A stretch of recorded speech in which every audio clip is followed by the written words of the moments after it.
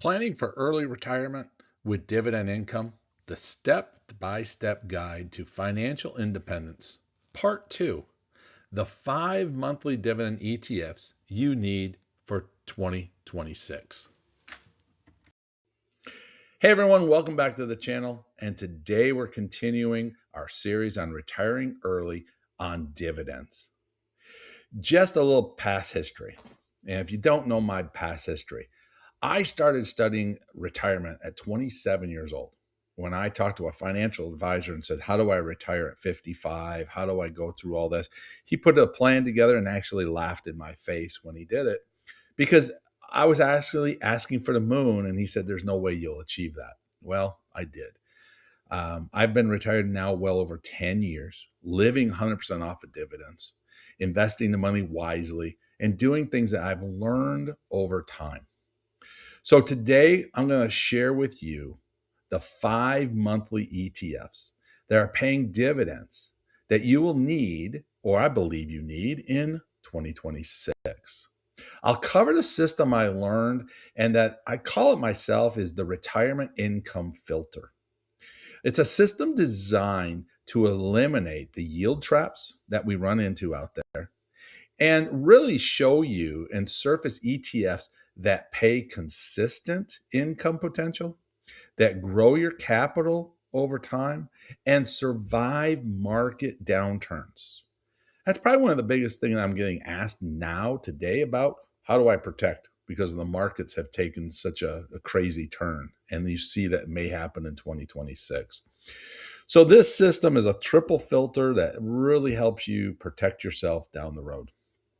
Now, I actually have one ETF that pays over 19% total return since it's been launched, and it has a 14% yield to you.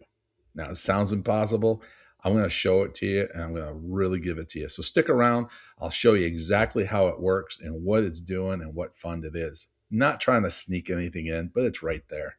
And at the end of the video, I'm going to reveal 3 portfolio models that you can copy depending on where you're at in life. You can do the building of wealth in your 30s. You can do a balanced income for your 40s, or maximize your cash flow in your 50s. So all these things are help you in this series to retire early into distribution investments. So let's get into today's video, and thank you for participating.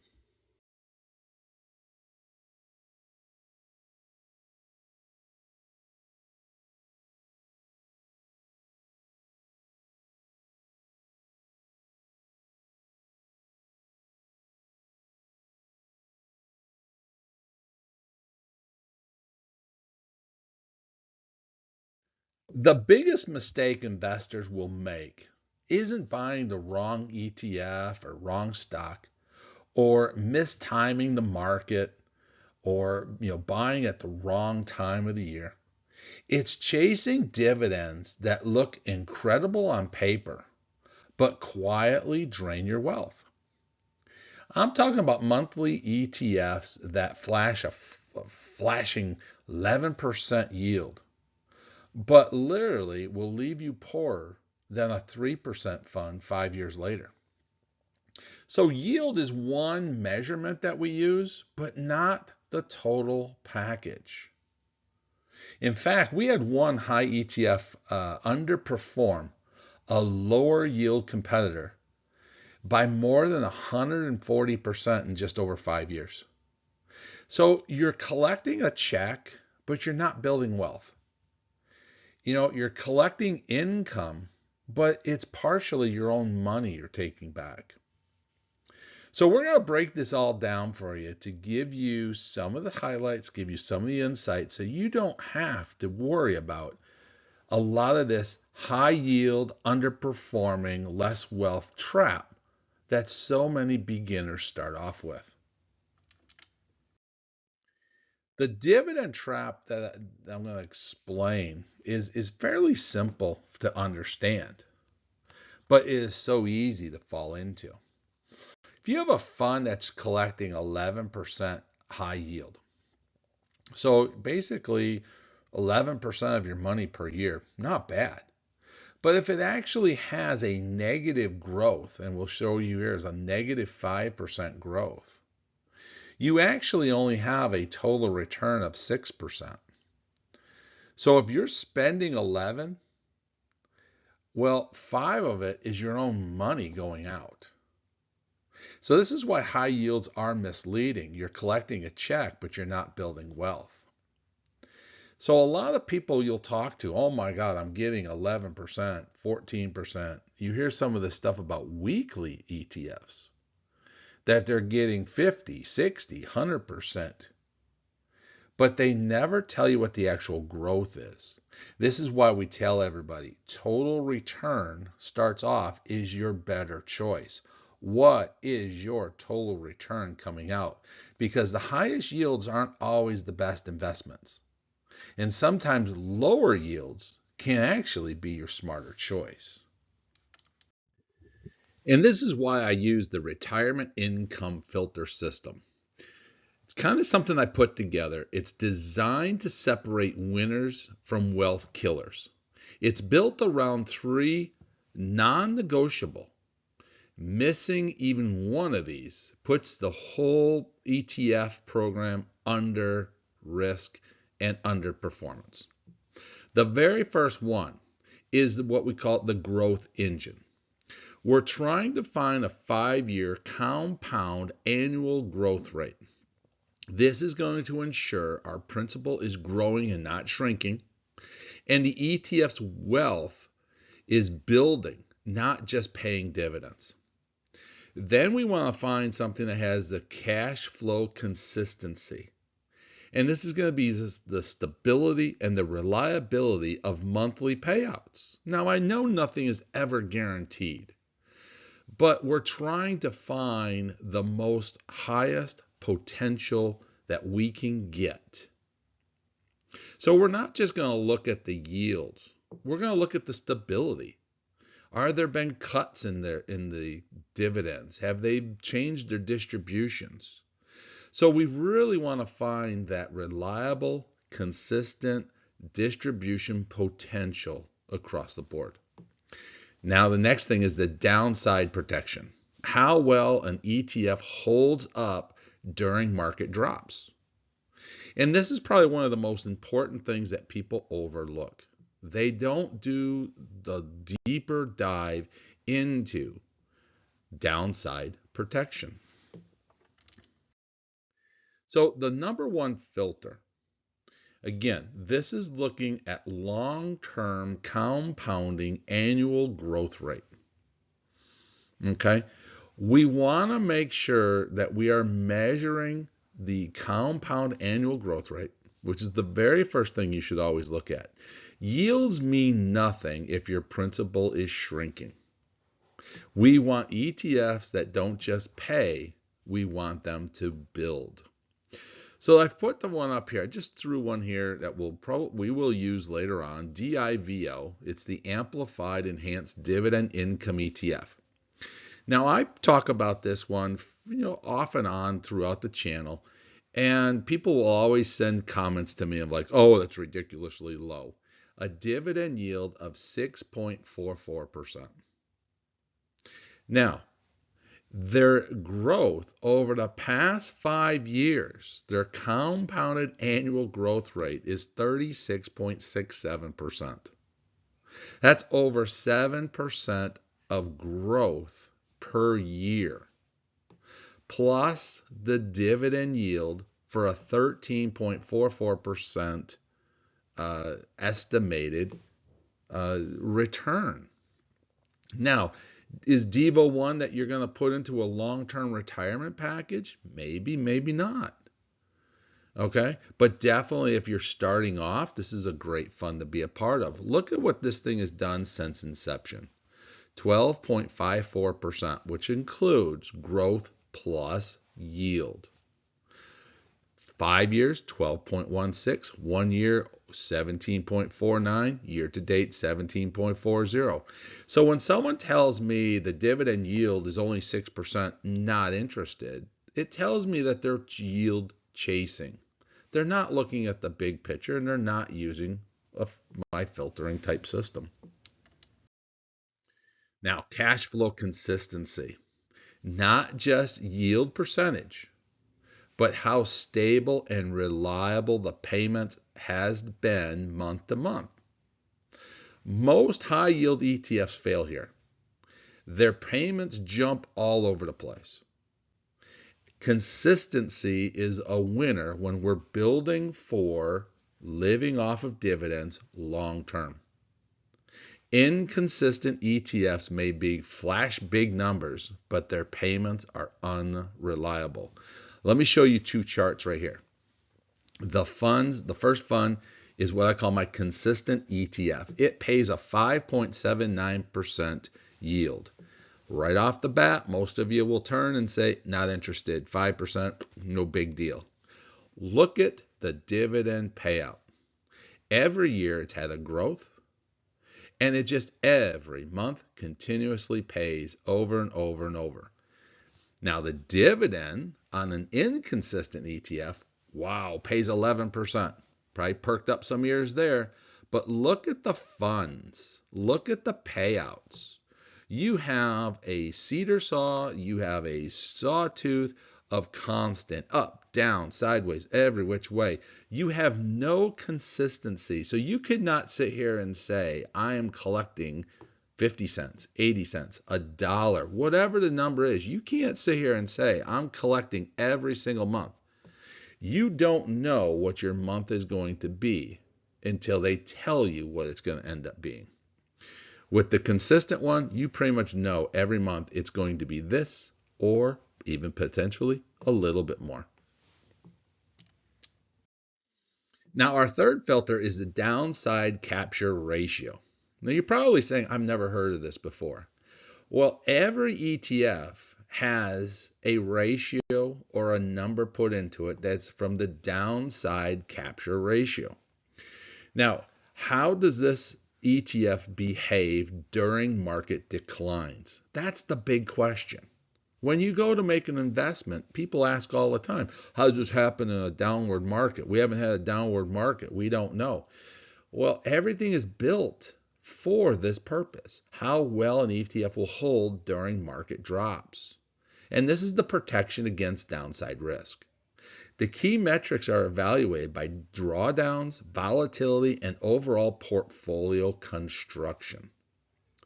So why does this matter? If your ETF falls apart every time the market dips, it's not income, it's just stress. You're always going to worry about a market dropping. Best ETFs are balanced growth with stability during market turbulence, because we will have market turbulence. As long as the stock market's been there, we have had it. So for the example, in an investment that has 80% downside capture ratio, then historically when a market it was down 10%, the investment captures 80% of that and was only down 8%. Okay, so the smaller the downside caption ratio is, the better your chances are of controlling your downside. The JEPI show here is a 57% downside capture ratio. It's built into it.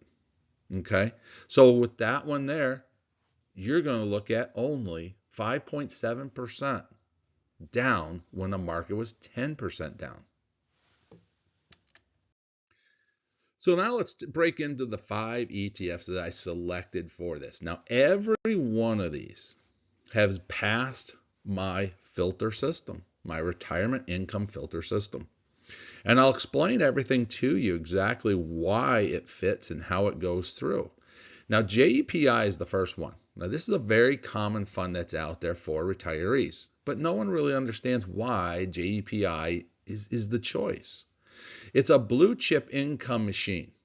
The blue chip safety, it invests in the large cap S&P 500 companies like Microsoft, Nvidia, Alphabet, Meta. The option overlay strategy, JP Morgan's team writes covered calls on a portion of the portfolio to generate monthly cash flow. And it gives you that potential of that cash flow. It has a strong performance, delivering a 9.5 annualized return over the past 5 years. Now, the expense ratio, now all the numbers I show you will include the expense ratio into it, so you don't have to recalculate this through. But they have a 0.35 expense ratio. Why is this so important? Well, basically it says for every dollar that you're going to put in there, you're basically working with 3 cents of every dollar is going to expenses, but the rest of it, that's 97 cents, going to working for you. So when we take a look at the key metrics of this, now this one shows a yield of about 8.35%. That's your income. Now, when you take a look at this over the 5 years, it's averaging a 9.5 CAGR, okay? And that beta, as I told you, 57%. So it has that built-in downside protection. So this one's built for giving you some income, but giving you some nice big growth. So I'll call it a 50-50 type portfolio. When we look at the performance of this, again, 9.5. Since inception, this one had an 11.65% growth with income across the board. Okay, the current yield of that 8.25 to 8.35, it all depends on when you take the snapshot of the portfolio and time of doing video. So these numbers can change and change by the minute. Okay, if you invested $10,000 into it, you'd get $825 a year with that 57%. Look at the chart. When we've had big drop-offs, we've had it here it looks in December. We had April 2nd, we had the huge drop-off of the tariff program. But look what the fund did. It recovered so quickly. That's the downside protection that you have. Our second fund is SCHD. Now, this is a Dividend Aristocrat ETF. It focuses on the top 100 high-quality dividend growth stocks. It looks all over the place. The Dow Jones, it's pretty much the Dow Jones US Dividend 100 Index. Its companies must have 10 plus years of consistent payouts and strong fundamentals. And they're into sectors that you're probably saying, oh, why aren't they in tech? They're in energy giants. They're in consumer staples. And they're in healthcare leaders. Their returns are giving you about a 12.2% annualized return since inception. Now, the yield is going to be very low at 3.82%. So you would question, why would anyone ever buy this? It's because of that compounding 8% growth factor. This is a growth ETF with some income, 85% downside protection. And your expense ratio, 0.06%. So majority of your money is going to work for you. Now, the long-term power, this is not one that you buy today and put in your retirement fund and say, I'm all set, I'm good. You're not going to collect a lot of yield day in, day out. Like we said, we're not yield chasing. This is for building long-term growth. Okay? So we're looking again, ultra low expense ratio, that 0.06.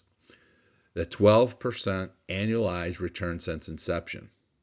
Your yield, again, 3.81%, not a big number. But the consistency of dividends, but the consistency of growth and consistency of growth of the dividend is what you look for. Now, number 3, QQQI. This is the tech growth income play. This one has a 20.46% annualized return since January of 2024. So we're just really now cruising into year number 2, starting year number 3 of this fund. Has a 14% yield while delivering growth. And it ensures to the tech giants, NVIDIA, Apple, Microsoft, Meta. And this one does out-of-the-money call strategies. It captures upside while generating income. Now, the QQQI strategy breakdown is this is out-of-the-money cover calls. So it collects more of that upside while generating income. So they're doing long positions in the NASDAQ, short positions out of that money calls, limits the upside plus income side of it. So we look at this annualized return, 19.79, your yield at 13.81, and a 79% downside protection. So our number 4 ETF is DIVO. Now I did talk about this a little bit earlier in the program. This is the stability champion. The amplified CWP enhanced dividend income ETF focuses on reliable dividend aristocrats with a selective cover call strategy. Now this is a fund, I hate to do this between the funds I've picked, but this is a one that is going to go up against the SCHD, the Charles Schwab program, and with a little bit, I call better performance. Dividend aristocrat companies that have decades of increased dividends, it's enhanced income by that selective cover call strategy to boost its yields. And the strong performance of 44.42% over 5-year return versus Charles Schwab's 32.63%. And the yield is between at 5 to 6% with room for capital appreciation. So in the chart you see over here, you got DIVO in green, you got Charles Schwab in gray, and you can just see, over time, DIVO actually outperforms SCHD. But when you take a look at DIVO's performance metrics, annualized return 12.06 over the past 5 years. And when we take a look at the current yield of 6.45, it's almost double what you're getting from a Charles Schwab. But everything has a reason for it being in place.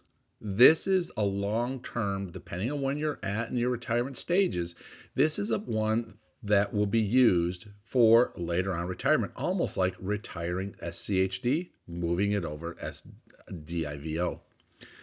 So that would give you about $645 a year income if you invested $10,000 into it. It has that the volatility of 78%, so it's really capturing a lot of that, protecting you on the downside. And then our final fund is QYLD. Now this is a high yield cash machine. This is Global X NASDAQ 100 covered call ETF. Now the yields will bounce a little bit between 10.84 to 11.9 annually. It does pay monthly distributions, and it has for over 12 years now. Now it sells at money covered calls on the entire NASDAQ 100 index. The premiums that it collects is what gets distributed as income to the shareholders. That's why you see an adjustment in the yield. Now the trade-offs is the cap upside potential by selling at the money calls, and distribution is taxed as ordinary income not qualified. And the expense ratio is at 0.35. When we take a look harder core at the numbers, you're getting about a 7.55% annualized return. So that's over that past 5 years. 11.52% current yield with, again, that 64% covered on that downside. So the QYL, again, the trade-offs, it has a great yield and it has a long track history, and it's very stable with the funds that it picks in that NASDAQ 100, which is heavily into the tech. The trade-off, though, is it controls that cap side. That's why you don't see the big growth in this fund. It has lower returns, and it has a tax implication because it's using ordinary income versus qualified dividends. So when we put this all together, take a look at the funds at the top. And when we look at this, everyone will say the biggest winner, again, is going to be QQQI with that 13.81% yield. But remember, yield is not the magic number. Look at the number below it. Okay, this is your long-term growth pattern. Again, QQQI at 19.79%. But look at where Charles Schwab comes into. The lowest yield is actually second place. And then we look at downsides. So ultimately, Don't let the yield blind you. The total return, stability, and tax implications are just as much as important. And we haven't really covered the tax side of it because that's almost a whole nother video onto it. Because we got ROC to deal with, which is return of capital. We have separate contracts that they write, the 1259 contracts that they write. We have the qualified, non-qualified dividends we can get into. Like I said, it's a long-term, long video to get into, but we're just teaching slowly each step of the process. So I'm going to help you here, kind of a little, I'll call it my cheat sheet a little bit. But a portfolio number one is, I call it the builder. If you're in your 30s and you're looking at this and saying, I want to retire in early, I want to retire on dividends that everyone talks about, what do I do? How do I start? Where do I go? Well, here's a quick portfolio. And you can see we use 40% into SCHD, 30% into QQQI, and 30% in the JEPI. Now, this is, again, targeted audience is investors in their 30s looking to build wealth. We're looking for growth. The strategy is to reinvest every penny for maximum long term. This is what we call dripping. You will drip every single dollar you get from us back into the funds. The projected growth on a $10,000 investment with a portfolio, with the portfolio that we have here, and with the information, I got to be clear with this, that the information that we are given at the time of this video, this is just a hypothetical, running numbers, running spreadsheets. This is all hypothetical, is not guaranteed. A $10,000 investment would grow to $42,000 in 15 years. Now that doesn't sound like a lot, but that's basically, think of it, 4 times the amount of money in 15 years with only $10,000 invested. If you do this on a continuous basis, continue to invest more money each and every year, that number gets crazy and gets bigger and bigger. How it works is by automating reinvestment of the dividends and the capital gains. So think of a snowball. You start a really little pebble, right? And you keep rolling it and rolling it and rolling it, and gets bigger and bigger and bigger and bigger, and we finally can make a snowman out of it. That's what this portfolio is designed to do, is start with a little pebble and slowly build over the next 15, 20 years. Now, portfolio 2, kind of put this in a different way. This is when you're in your 40s. So if you started portfolio 1 and now you're going to roll into portfolio 2, or you're going to take what you already have invested and move into portfolio 2, and that is the balancer. Now in your 40s, you basically want to do a balance between monthly income now and compounding later. I call this the half growth, half income side of things. So that $42,000 that you would have done 15 years ago when you were 30, you're now at your 45. You could generate over $3,100 per year of income. Now, again, we're not talking this is going to give you a long, you retire off of $42,000, but you start adding a couple of zeros into this and adding, just different numbers to be more accurate with this, you can make some crazy numbers out of it. Growth still works behind the scenes for long-term wealth. So half your portfolio pays high monthly income. The other half keeps the wealth growing. So what we did is we kept the Charles Schwab, we kept the JEPI, we kept the QQQI, and then we changed the percentages a little bit to 20%, 30%, 25%. And now you see why we start putting DIVO into place at a smaller 25%. Because we're slowly going to mingle out of SCHD and put it into DIVO. Now, this is the income machine. This is portfolio number 3. This is when you're hitting your 50s and you're seeing the finish line. You're seeing that finish line down the road. I could possibly retire here shortly. I've been building. A high yield portfolio that delivers consistent income potential with the reasonable protection. Maximizing monthly income while maintaining a portfolio stability, a reasonable downside protection, ideal for retirees and the conservative investors in their 50s, And the projected income, again, we're using just a number to make it simple. People understand a $10,000 investment could get you anywhere between $1,000 to $1,200. What I put together here, when you start stacking this all up, is a forecasted yield, again, with just the information thrown at it using today's numbers. I can't predict the future, no one can, but we're looking at a forecasted yield of around 28%. Okay, and again, we're not chasing yield. I want to make sure everyone understands that. I'm not just chasing yield, but it's a way that people can understand exactly what we're talking about. You got 40% of your portfolio in QYLD, generating that 10 to 11% of yield. You have 30% in QQQI at that 14% yield because of that tech side. We don't know if tech will continue on as it is. And then we have DIVO giving you that stability champ at 5 to 6% ratio. So we're really forecasting around a 28% monthly distribution for that monthly, trying to get you that monthly income across the board. So hopefully it gives you an idea of how to build a portfolio. Using these 5 pieces, you can build a 3-unit portfolio that will create the income that you need to retire on, or help build the growth and the funds you need so when you want to retire. Kind of just gives you the whole package across the board of kind of how to put all the pieces together. So implementing the strategy and the risk considerations, well, using my retirement income filter that applies the filters to the growth engine, the cash flow, and the downside protection.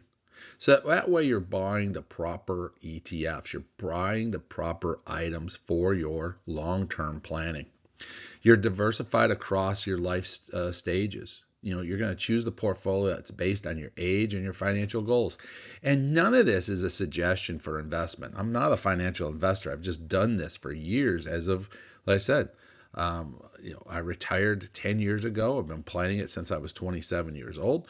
So these are things are not set in stone. So these are just ideas, hypothetical ideas of how to use some funds that made it through my retirement income filter.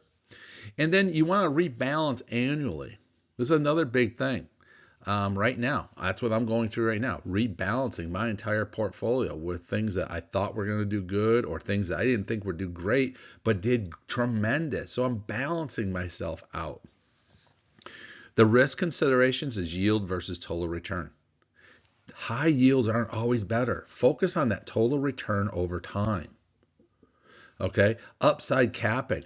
Now, some ETFs like the QYLD cap your upside potential by selling at the money calls. That's generate great yield or great income when I need that in retirement, but I don't need that when I'm young and I'm growing a portfolio. I'm growing my funds. And then tax implications. We will cover this in another video, but understanding how distributions are taxed and what type of account there's so much there to talk about, but it is a risk that we need to do. Guys, I hope this helped you out. I hope this is part of our training process, step number 2 of how to select ETFs and move forward. Let me know in the comments if you liked what we had. I know a lot of you are going to say, oh, I like this fund better, I like that fund better. I get that, and I appreciate that. The best thing of all you can do is hit that like button, hit that bell notification. Don't want to miss any one of these segments. Thank you, and we'll see you next time.